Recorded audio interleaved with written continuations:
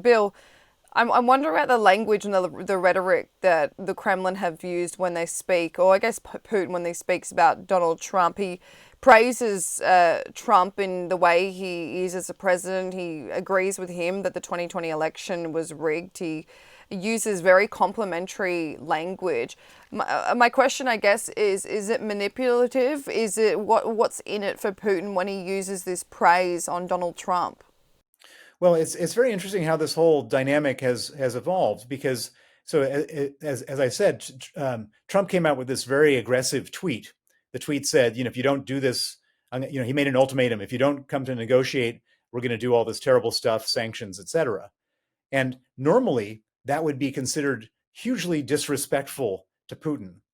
And Putin is a guy who doesn't like to be disrespected. He doesn't like to be humiliated.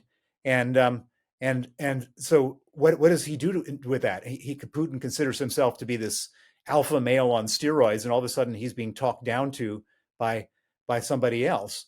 Well, normally the response would be to be even more aggressive, which is what he would do in any other circumstance.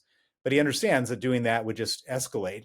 And so what he did was he just ignored it completely. He didn't say a word about that. He has not responded to Trump's ultimatum. And then and then he came up with this nonsense of trying to flatter Trump, which first of all is a very weak move for a alpha male dictator. But secondly, it's something that he's done before. I can remember back in 2018 when they were sitting together in Helsinki at the Helsinki summit. There was a big thing about so Putin showed up and he said, and actually involved me. He said, Bill Browder was funding Hillary Clinton $450 million, which was a complete lie, and therefore you should arrest Bill Browder.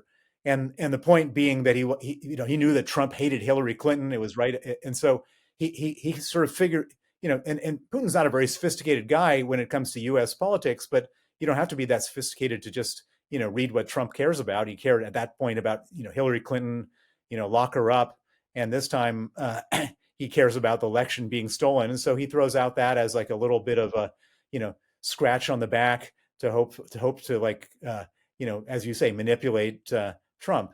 I don't think Trump's so stupid, but I'm sure at some basic level, Trump wants everybody to agree with him on that point.